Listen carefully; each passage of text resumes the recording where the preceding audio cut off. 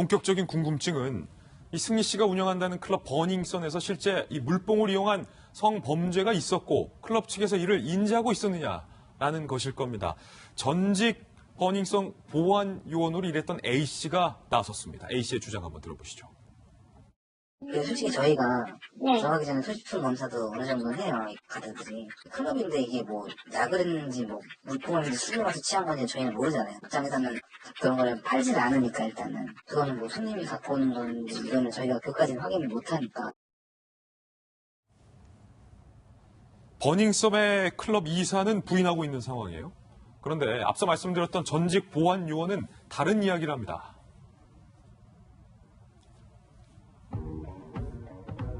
마약 투약 정황을 목격했다는 거예요. 버닝썬 전 직원의 폭로. 버닝썬 보안 요원으로 일했던 A씨는요, 이렇게 주장을 합니다. 고액을 지불하는 메인 테이블석 손님들이 마약을 하는 듯한 모습을 한 달에 두세 번은 봤다. 생수에 하얀색 가루를 타서 마시고 코를 풀거나 가루를 코로 들어가는 모습도 봤다. 그러면서 샴페인 한 잔에 몸을 못 가누고 힘이 빠져서 정신 못 차리는 손님도 있었다.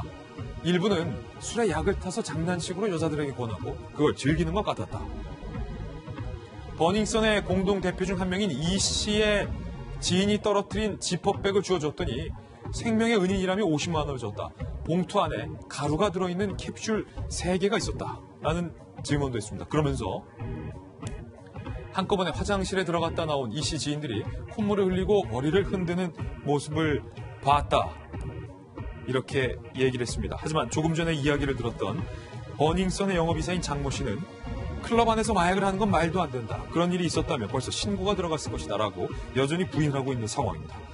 이제 본격적인 질문 드릴 텐데 지금 경찰이 이 버닝썬, 승립 씨가 운영하는 클럽의 마약 의혹도 강하게 지금 수사 중인 건데 백 팀장님께서 보시기에는 정말로 버닝썬에서 마약이 이렇게 공공연하게 유통되고 있는 게 사실입니까? 네, 사실 강남 관내에서 이 클럽에 수사를 들어가 보거나 이제 잠복 근무, 마약 첩보가 있어서 사실 잠복 근무를 들어가 보면 이 종종 그 적발이 되는 경우가 있는데 소위 말하면은 신종 변종 마약뿐만이 아니라 예를 들어서 필로폰 또 대마 이런 것도 있고요. 심지어 이 동물 마취하는 케타민 같은 걸 사용해 가지고 성폭행을 하기도 하고 또 금품을 절도하는 이런 것도 있고요.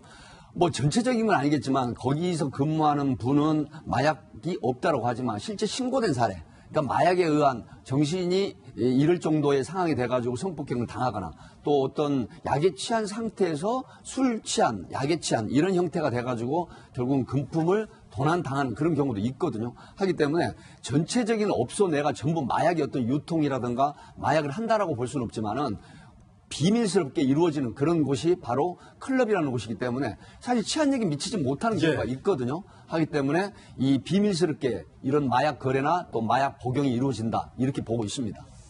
이번 버닝썬 클럽에서도 이런 주장들이 사실의 개연성이 상당히 높다.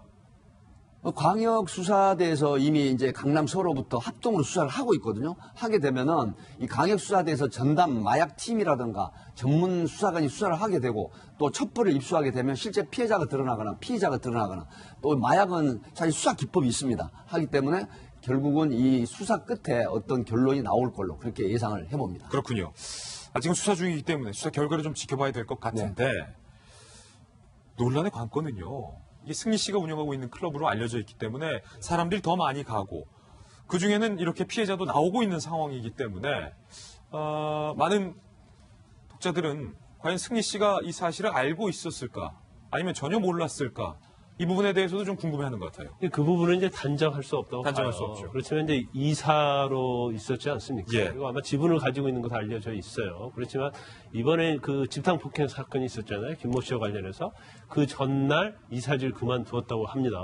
그런데 대부분 저런 어떤 클럽에 운영하는 사람들, 이사들은 사실 자주 가보거든요. 왜냐하면 운영에 관련해서 어떤 돈의 수익 이런 거에 대해서 관심이 많기 때문에 자기 어떤 수익 구조 그런 걸 감시하는 차원에서 아니면 직원들이 제대로 잘 하고 있느냐를 보기 위해서 가는데 과연 승리 씨가 저곳에 갔을 때 저런 사실을 알고 있었을까? 그 부분에 대해서 굉장히 의문이 생기고 또 직원들이 이 얘기하면 이게 한 번이 아니고 지속적으로 이루어졌다는 거잖아요.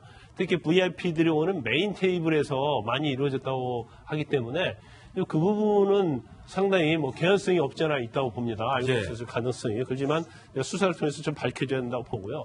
이 물뽕이라고 하는 것이 이게 뽕이라는 말은 히로뽕을 얘기하는 거예요. 그리고 마약법상 메스암페타민입니다. 예. 그래서 물에다 그걸 타서 마시든지 아니면 전직 이제 보안 요원이 코로 흡입했다고 하는데 아마 제가 볼 때는 저건 코케인인 것 같아요. 코케인이다. 그렇죠. 그런데 이제 물에 타서 먹는 경우랄지 아니면 또 클럽에서 많이 일어나는 일이 그 물이나 이제 술에 졸피뎀이라는 강력한 수면제를 타요. 수면제도 타고요. 그렇죠. 그래서 이제 성폭력 피해자를 주장하는 사람들이 항상 공통적인 얘기가 있어요. 클럽에서 부킹을 하고 합석해서 자리에 앉았는데 내가 술 한 잔 먹었을 뿐인데 바로 정신이 잃었다. 잠에 빠졌다. 그렇죠. 그래서 이러다 보니까 뭐 어떤 모텔이랄지 호텔이 있었는데 그런 얘기를 많이 하거든요. 그래서 클럽에서 어떠한 권유하는 같이 합석했던 전혀 낯선 사람이 권유하는 술이나 근데 물은 굉장히 경계를 해야 할 부분이다. 이걸 좀 아셔야 할 것 같습니다. 예. 버닝썬 사건의 여러 가지 의혹들에 대해서 짚어봤습니다.